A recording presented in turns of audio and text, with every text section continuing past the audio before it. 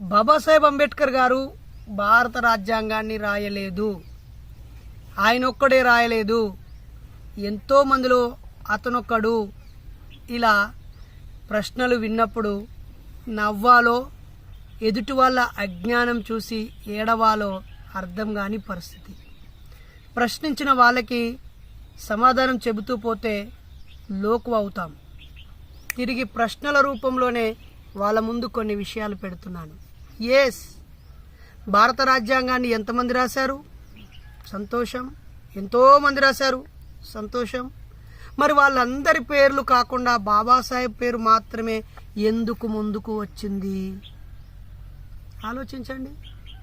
పోనీ అందులో ఉన్న వాళ్ళందరిలో ఎంతమందికి విదేశీ రాజ్యాంగాలు చదివిన అనుభవం ఉంది? పరిశీలించండి. ఎంతమందికి ఇంగ్లీషు చదవడం రాయడం వచ్చు? పరీక్షించండి. ఎంతమంది ఉన్నత చదువులు చదివారు? ఎంతమందికి ఇంటర్నేషనల్ లా మీద పట్టు ఉంది? ఎంతమందికి కనీసం గ్రాడ్యుయేషన్ పూర్తి చేసిన వాళ్ళు ఉన్నారు? ఎంతమందికి ఇతర పుస్తకాలు రాసిన అనుభవం ఉంది? ఎంతమంది బ్రిటిష్ వాళ్ళతో సంప్రదింపులు చేశారు? అందులో ఎంతమంది రౌండ్ టేబుల్ సమావేశంలో పాల్గొన్నారు? ఎంతమంది 1935 చట్టం రావడానికి కారకులయ్యారు? సైమన్ కమిషన్కి నివేదిక ఇచ్చిన వాళ్ళు ఎంతమంది? పోనీ ప్రపంచ స్థాయిలో పుస్తకాలు ఎక్కువ చదివిన వాళ్ళు ఎంతమంది ఉన్నారు? అంతమంది ఉన్నారు కదా, ఇంతమంది రాజ్యాంగం రాశారు కదా, మరి వాళ్ళందరి విగ్రహాలు ఎందుకు పెట్టొద్దని బాబాసాహెబ్ చెప్పాడా? లేక ఈ అంబేద్కర్ విగ్రహం పెట్టిన వాళ్ళు మిగతాయి పెట్టకండి, మేమే మా అంబేద్కర్ విగ్రహం మాత్రమే పెడతామని చెప్పారా? వాళ్ళ విగ్రహాలు పెట్టండి. ఈయన ఒక్క రాజ్యాంగమే కాదు, 100కు పైగా పుస్తకాలు రాశారు. మరి మిగతా వాళ్ళందరూ ఏ ఏ పుస్తకాలు రాశారు? ఈయన అనేక పోరాటాలు చేశాడు. మిగతా వాళ్ళు ఏ ఏ పోరాటాలు చేశారు? ఏ మనిషి అయితే ఏ ప్రజల కోసమైతే పనిచేస్తారో ఆ ప్రజలు ఆ మనిషిని గుండెల్లో పెట్టుకుంటారు, అది సర్వసాధారణం. మరి మిగతా వాళ్ళని పెట్టుకోవట్లేరంటే కారణం ఏంటి? వాళ్ళు ఎవరి కోసం పనిచేశారో ఆ ప్రజలది తప్పు అవుతుంది కదా. ఆలోచించండి. ఈయన చేశాడు, అది సత్యం, ఆధారం ఉంది కాబట్టే ఈరోజు సుప్రీంకోర్టు జడ్జీలు సంపన్న కులాల వాళ్ళైనా ఆయన విగ్రహాన్ని పెట్టుకుంటున్నారు. పార్లమెంటు నూతన భవనం కట్టినా ఆయన విగ్రహం పెట్టుకుంటున్నారు. ఆంధ్రప్రదేశ్లో రెడ్డి ముఖ్యమంత్రి అయినా, తెలంగాణలో దొర ముఖ్యమంత్రి అయినా బాబాసాహెబ్ విగ్రహం పెడుతున్నారు. మరి దొరలలో పెద్దవాడినో రెడ్లలో పెద్దవాడినో పెట్టుకోవచ్చు కదా. కాబట్టి ఒక మహానుభావుడిని అవమానించడం ద్వారా, ఒక పాపులర్ పర్సన్ని విమర్శించడం ద్వారా పాపులారిటీ పొందాలని అనుకోవడంలోనే వాళ్ళ సంకుచిత బుద్ధి తెలుస్తుంది.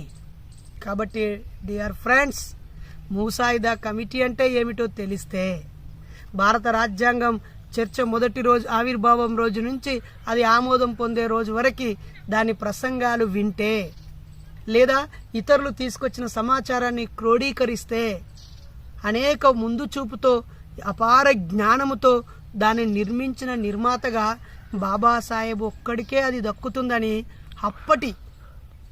అప్పటి భారత రాజ్యాంగ పరిషత్తు చైర్మన్ నుంచి మొదలుకొంటే ప్రతి సామాన్య సభ్యుడి వరకు చెప్పగలరు. కానీ మనకు చాలామందికి భారత రాజ్యాంగం అనగానే చైర్మన్ రాజేంద్ర ప్రసాద్ అని, తర్వాత ఏర్పడిన మంత్రి మండలిలో ఆయన కేవలం మంత్రి మాత్రమే అని, ప్రధాని కాదని, రాష్ట్రపతి కాదని అవాకులు చెవాకులు నోటికి ఎంత వస్తే అంత మాట్లాడుతూ ఉంటారు. అలా మాట్లాడిన వాళ్ళందరికీ మీరు సమాధానం ఇస్తూ పోవద్దు. అతని అర్హత ఏమిటి? కోర్స్ ప్రశ్నించడానికి అర్హతతో పని లేకపోవచ్చు, కానీ ఒక సున్నితమైన విషయాన్ని, ఒక సుదీర్ఘమైన విషయాన్ని, ఒక లోతైన విషయాన్ని విశ్లేషించడానికి రోడ్డుపైన వెళ్ళే ఆకతాయి మాటలకి, ఒక పరిశోధకుడికి, ఒక పఠనాసక్తి కలిగిన వ్యక్తికి, లేదా అధ్యయన అలవాటు కలిగిన వ్యక్తికి, బోధనా అలవాటు ఉన్న వ్యక్తికి, లేదా పరిశీలన, రచన, వ్యాసంగము ఇవన్నిటి మీద పట్టు ఉన్న వ్యక్తి మాట్లాడే మాటలకు విలువ ఇవ్వాలి తప్ప కేవలం ప్రచారం పొందాలనుకునే వ్యక్తుల మాటలకి విలువ ఇవ్వాల్సిన అవసరం లేదు. మరిన్ని విషయాలు భారత రాజ్యాంగం గురించి మీ ముందుకు వస్తానని తెలియజేస్తూ నేను మీ డాక్టర్ బైరి నరేష్.